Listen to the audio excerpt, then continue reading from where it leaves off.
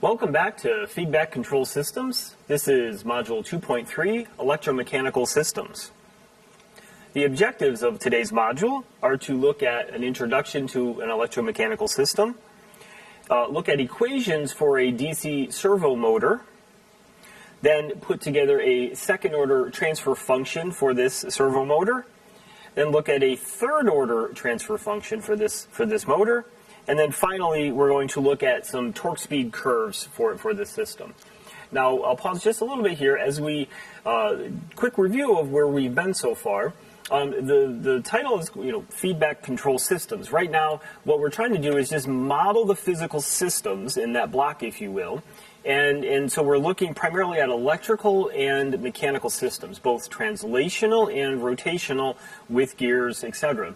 And so there are many other systems, but just based on the time and structure of this course, we're not going to get into a lot of thermal systems or fluid systems, etc. There's so many opportunities here, but we're really going to focus on electrical, mechanical, and in this module, electromechanical systems in the form of motors. So our focus, first here starting up at the top here in red, our focus, at least for here, is going to be on DC servo motors where we do have what's called field excitation. There's different classes of motors that may have permanent magnets where you maybe can't do field excitation, but for now we're just going to assume the system that we have here, and I want to walk through it. Before looking at the figure, I want to draw your attention to the class of motor that this is. We're going to call this a Lorentz force motor. Back in physics, you may have learned that this equation of IL cross B, and that X is not a multiplication or an X, it's a cross product. So you have current flowing down a wire, you have a magnetic field, and if they're oriented at right angles, which normally by design they are, you're going to get a vector cross product. So current flowing down a wire cross with the magnetic field B. So if I got a north pole here and a south pole here, I put my fingers in that direction, look at the direction of my thumb, that's going to point up. There's going to be a force acting on that wire to lift it up. And if that wire goes around the machine to the other side, current's now going this way.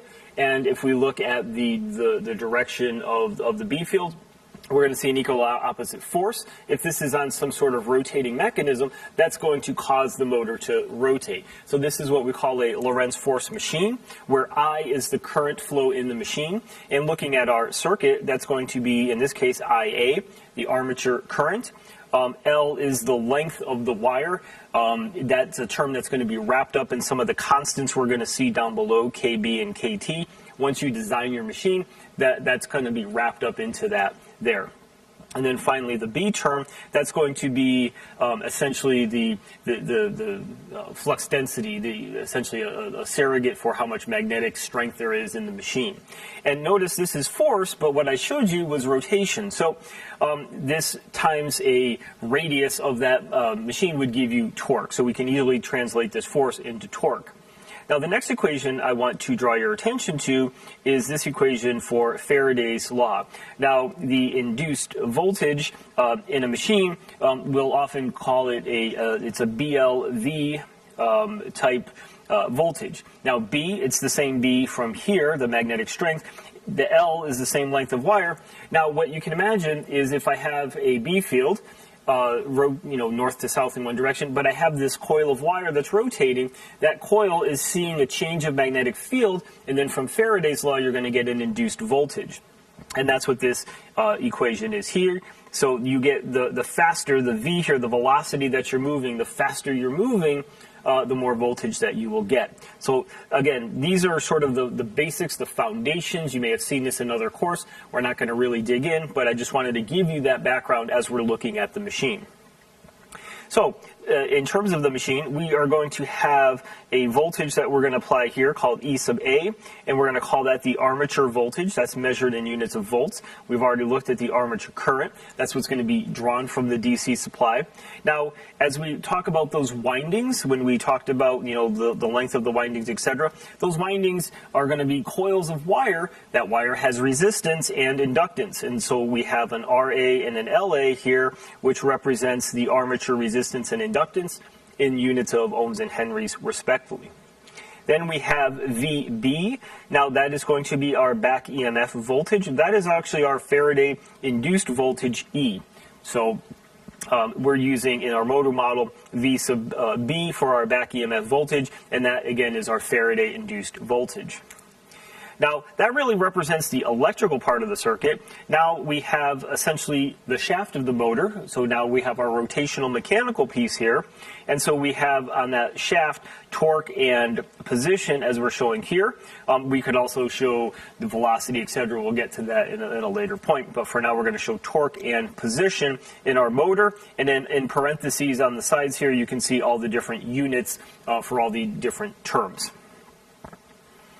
Now, taking that model of our electromechanical DC servo motor onto the next page, we can actually look at this mechanical circuit here in a little bit more detail. So the motor may have some inertia. We'll call that J sub M for J sub motor, and it may have some viscous damping term, again bearings, etc., windage, etc. There might be a variety of loss terms, etc., relative to that viscous damping. So we might look at that mechanical circuit in a little bit more detail as we go forward. So first we'll start with the electrical side. We're going to use Kirchhoff's voltage law, KVL, to analyze this circuit above. So first we have the terminal voltage here, the armature voltage E sub A, and that's going to be distributed among three different elements. First R sub A, L sub A, and then V sub B. So KVL around the loop is what you'll see here. The applied terminal voltage, there will be a voltage drop across the coil resistance, RA times IA. There will be a change of voltage here. Voltage is LdIdt for an inductor. And if we are in a steady state operating condition, and we are talking about a DC machine here, the term here, that voltage in steady state will tend to be zero, and we can ignore that. More on that a little bit later. And then the last term here is V sub B, that back EMF term, that also the function of time. So that will be the KVL equation. So we can use this equation to represent the dynamics. So as things are changing, we can represent that as a function of time. Now, another term we're going to see from Faraday's equation here is that the back EMF voltage from the previous slide using Faraday's law, we saw that voltage is a BLV term. So V in that case was velocity. So here we have a change of position with time, which is a velocity term, times a constant K sub B. So that K sub B really encompasses the magnetic field strength, the length of the wire that's rotating, etc. So that K sub B term is a surrogate for those terms. Okay, so that's an expression, and certainly we can take this V sub B substituted in there if we want. Now, looking at torque relationships, the torque on the shaft of the motor, T sub M, is going to be equal to a torque constant times IA. That really also is coming from the previous slide, Lorentz force. Remember Lorentz force, IL cross B. So here's the I term, and then the L and B term are also not only in the KB, but the KT. And if we use SI units, what you'll find is that K sub B and K sub T are going to be equal to each other. A very useful part for us as we start to analyze motors a little bit more. Okay?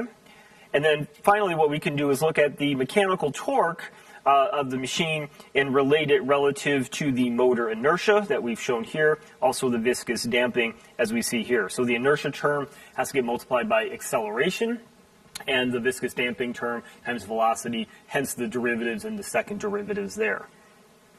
If notice everything on the left here is now in the time domain, and if we want to go to the Laplace domain, so we can solve algebra as opposed to differential equations, we'll do that. So notice the terms, so the small e's become big e's, etc., and the time goes to the s variable. So these equations, my KVL equations, all four of these equations right here, I'm just now putting in the Laplace domain as a function of time. Again, please notice things like second derivative turn into an s squared, and so on and so forth. So look at that transformation to Laplace, make sure you're comfortable on that, and again, reach out to me if needed. So I'm now going to take these Laplace equations from the previous slide and actually look at those to create a second order transfer function for this machine. So I want to say, based on the input voltage I apply to the terminals of the machine, what is my motor position going to do? And so I'll have this transfer function that relates it. I'll just call that G sub S, that models this DC servo motor. So how do I solve for that transfer function, theta M over E sub S? Well, what I'm going to see in a second is it's going to be of this form, where there's some sort of constant in the numerator, and then an S times an S plus alpha term in the denominator. So we will get to this point, but I just want to say that that's going to be the form in the end that we'll want to get this in. So when we look at this, this transfer function is going to be a second order transfer function.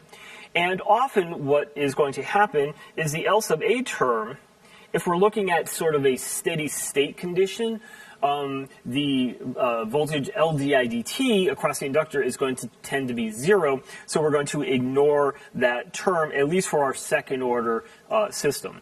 What I would like to do now is, from these four equations, or from these equations over here, how did I get this? Now again, a little bit of algebra, but I will begin to start to walk you through that right now. So I'm going to start with the equation here. So I have my E sub A of S, and that's going to be equal to my RA IA of S. And then that's going to be, at first I'm going to leave my inductance in, LAS times IAS, and then plus VB. But what is my VB term? Okay, my VB term is what? Is this. So I'm just going to go ahead and just substitute that in right away. So I'm just going to write that as KB S times theta M of S. And again, this term right here is going to be my V sub B term. Okay, so now in the next equation, what I'm going to see is my IA of S from this next equation right here. I'm going to solve for IA of S, and that's going to be what? That's going to be the torque, T sub M of S, over KT. Okay, so I have that IA.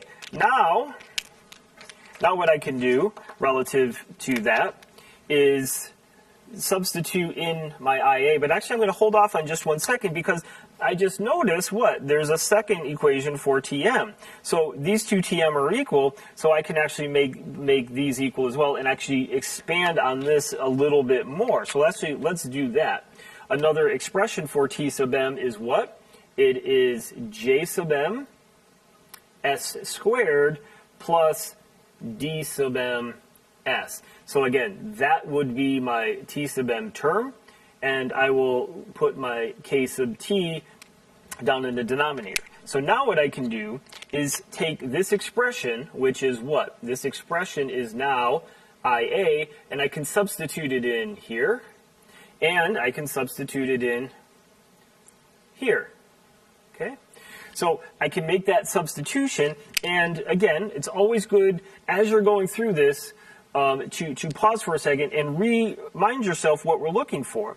I'm looking for what is theta M over E sub A. So in this equation, I still have, right? I still have my E sub A term.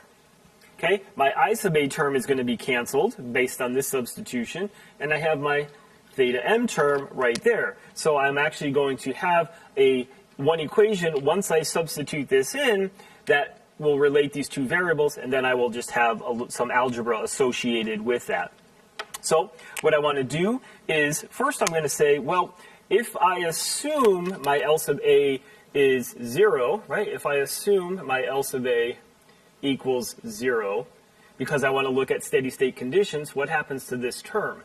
This term actually goes away, so this substitution only has to occur there, and I can keep my math simple. The next slide, when we look at a third order equation, this L sub A is not equal to 0, so we have to include that, and so that's why I'm going to leave that up here so you can actually see what differences we need to make relative to that. So what I'm going to do is try to take to this EA equation, substitute in the IA, and see where we can go. So I have my E sub A of S equals to my RA, and then here is my IA, but I'm going to substitute this in. So that's going to be JM S squared plus DM of S over my KT. Again, that would be my IA term, so my RA IA term. This term I'm ignoring because my L sub A is 0, and I'm going to write this term right here, plus K sub B S times theta M of S. Okay? So now, what I can do relative to this equation is sort of tend to expand this out a little bit more. Now, every once in a while when we do stuff, we have to kind of check ourselves, right? And sometimes I make honest errors, but this time, what did I forget? I'm curious out there if you're talking to your TV or something or your computer monitor, say, wait a minute, something didn't quite work out yet. I'm wondering, did you catch me? Well, look at my substitution here. My substitution for T sub M, what did I write? I wrote JMS squared plus DMS, but on the screen here, it should be a theta M. Oh, just making sure you're paying attention out there, right? Okay, making sure you're paying attention. So what do I need to do? I need to put that theta M right here as well. Okay? If I make a mistake, please let me know. Sometimes I will do stuff like this, again, just to make sure you're paying attention. See if you can catch it before I catch it for you. Okay? So now, the reason I saw that, it's like, as you went through this, what is my goal? I want to find E sub A as a function of theta M, and if this term doesn't have a theta M, something doesn't look like that expression that I showed you before. So now I have this expression. Now what can I do? I can isolate my theta M terms on the right by factoring out these other two, and I'm going to do that, and I'm going to slide over just a bit to do that over here. Okay? So what I'm going to do now is I'm going to isolate, here's my E sub A of S. I'm going to isolate my theta M term, as shown here, and then what I'm going to do is show that that's going to be R sub A over KT. That's going to be multiplied by JM S squared, and then that's going to be plus RA over KT times DM of S, and then finally plus KB times S, and close the parentheses. So now, hopefully what you can see is I'm getting very close to my transfer function that we see on the slide, where I'm looking for theta M of S over EA of S. And so what I'm going to do is I'll move my E sub A to this side, take all this on this side, so that would be a 1 over this term. But what I want to do first is actually do the following. Say, you know what, this S term, I don't like anything in front of that, so I'm going to divide this out of all these other terms as I make that transition. And hopefully what you'll see when I do that, I'll first start in my denominator. I will get my S squared term isolated by itself. And then when I divide this out in terms of my S term, I'm going to be left with just DM over JM times S, and then my non-S term will be just KB KT divided by R sub A J sub M, and again that's also multiplied by an S. And then once I divide this, this would be flipped in the numerator. That would be now KT divided by RA JM. Okay? And then from here, what we can go do is come back here and look at this relationship. We can look at this relationship right here for the transfer function. And what we can see is that this term right here looks exactly like what we see on the screen. However, we've isolated an S term here because we have an S squared, an S, and an S. We can factor out an S. And what you should see, and then again, you can see a JM and a JM term here. Hopefully you can see sort of that last step associated with that transfer function. Now, if we want to incorporate more on the motor mechanical side, what we can do is, I want to make sure my pen's working here, go back to my pen, and if we want to incorporate the motor mechanicals here, we have this JM term. Let's assume that the motor has an inertia J sub A and some bearing or viscous damping, etc., D sub A. That's the motor side. But now let's say, what if we actually have some gears on our motor? And on the gear 2 side, we have JL and DL. Well, we know how to reflect those to the side.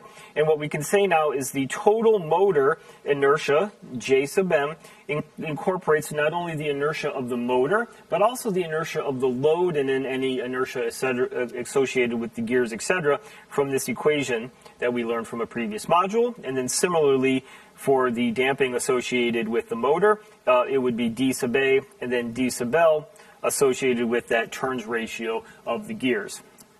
So we can incorporate all that directly into this transfer characteristic and get a relationship based on how much voltage I apply to the motor, what is happening to the motor position.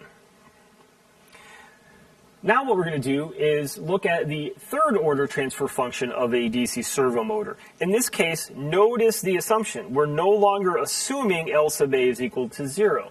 So in this case, here we're assuming L sub A is equal to 0, but now if we say L sub A is not equal to 0, we have to basically get rid of this and now include this term in the analysis. Again, substitute the IA here. The math gets a little bit more messy. Again, I am happily going to leave that for you as an exercise.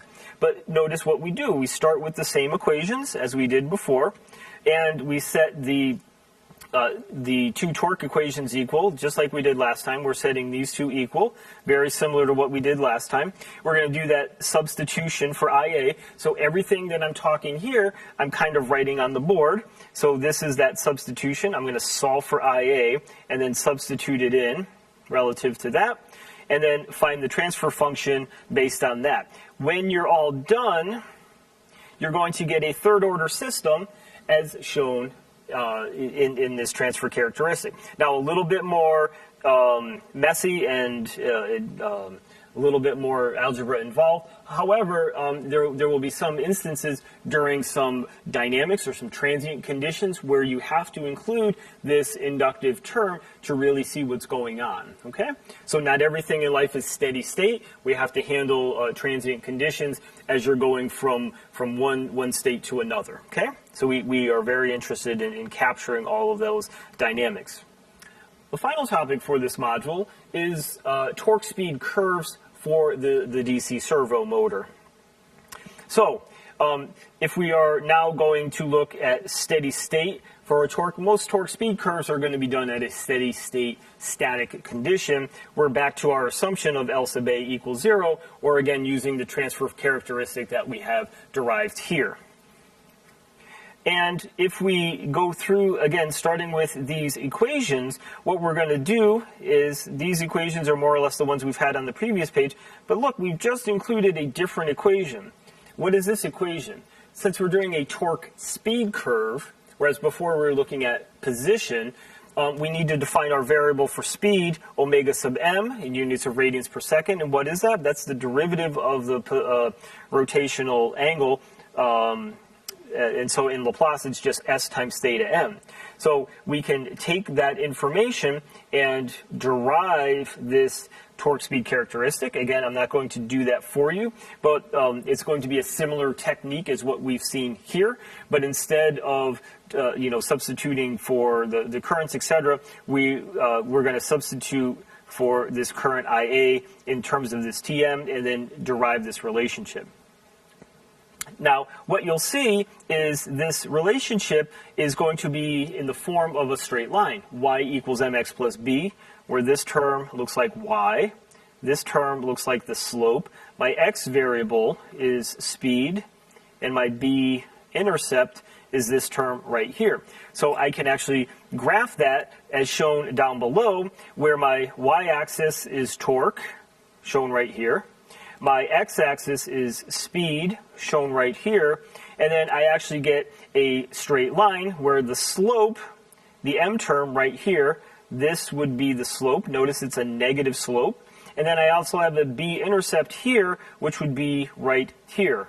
So either here or here, and that will be the location. Now notice I'm showing two different intercepts and two different graphs here. Notice that it is a function of E sub A. So depending on how much voltage I apply to the motor, I can actually shift that torque speed curve up and down and get different characteristics. So as I increase the applied voltage, the torque speed curves will shift up. And if I want to decrease the voltage, those torque speed curves will go down. Notice, relative to the slope, there is no impact on the slope characteristic as you're changing the terminal voltage. So that's why these curves appear to be parallel. Okay? There are a few characteristics of the torque speed curve that I want to draw your attention to, and these are sort of the boundaries or some of the limits here. So first I want to look at the stall torque. Okay? The stall torque occurs when the speed is 0. So at no speed, what is the torque? So for example, you could think of a vehicle, like an electric vehicle. You're at a red light, and as soon as the light turns green, how much torque, you're not moving, right? You're at 0 speed. You apply gas to the pedal, you want your car to accelerate. So what is the maximum torque I could apply to that machine to get me going? So that would be that characteristic here that you could do. And notice that the stall torque, what I could do in this torque speed equation up here, is if I substitute omega equals 0, and actually let's just clear this off a little bit. So if I set my speed equal to 0, this term will go to 0. Notice what my torque is. My torque is just the b-intercept term. And so the b-intercept term right there would give me my stall torque. So if I know what my torque constant KT is and the winding resistance of my machine, then I have a way of calculating the torque, and so now my variable, my control knob, is E sub A. As I change that voltage, again, I can change the amount of stall torque for my motor. In addition to stall torque, sometimes we'll call that starting torque as well, so you might see that the key is that the speed is 0. Okay? Now, next what I want to do is say, let's go back and erase all this ink again, and say, now I'm interested in the no-load speed, which is right here. Okay, now the no-load speed occurs when the torque is equal to 0. So if I now make this term right here equal to 0, solve this, basically I can put an equal sign here, get rid of that negative sign, set those two equal to each other, and now solve for omega m. We'll see that the RAs cancel, the KTs cancel, and I'm essentially left with EA over K sub B as being my no-load speed. So what is that telling us physically? That's what that's telling us is, given my back EMF constant, K sub B, as I change my E sub A, what's happening? As my E sub A gets bigger, my no-load speed grows and gets bigger either here or here. So very important to understand the torque characteristics of the machine. And again, this represents the machine and potentially any gears, load, inertia, etc. tied to it, because that's all captured essentially in my T sub m term. Now, depending on the application, you might have a variety of applications that you want the motor to provide. So for example, one load might be some sort of fan or pump load. I'll just draw a pump load, which has this characteristic. So if I want the pump to operate at this speed, right, I'm going to need that torque. Or if I want it to operate at this speed, I have to intersect the torque line of the motor, and it'll provide that torque. So that would be one application where, as you vary the voltage, you can vary the voltage on the terminals of the machine. You can actually vary the speed of your pump. Sometimes I need to pump a little bit more. Sometimes I need to pump a little bit less. So you can use things like variable speed drives or motor controllers to regulate the actual voltage applied to the terminals to achieve the condition you desire. And one last application I will talk about is another application in one of the first lectures I mentioned, elevator loads. So any sort of hoist loads where you pick up something, that load is essentially the same, unless of course things are falling off. So hopefully it's not, but you could have a hoist application where the load torque is going to be essentially constant. So again, if I want to move this at different speeds, I would either have to apply that voltage to get that speed, or that voltage to get that speed. Notice in both cases the torque is the same. So very important to know what application you're serving and then what the load characteristic is, and then that will impact the sizing of your motor, etc. So this will conclude this module. If you have any questions, please reach out. Thank you.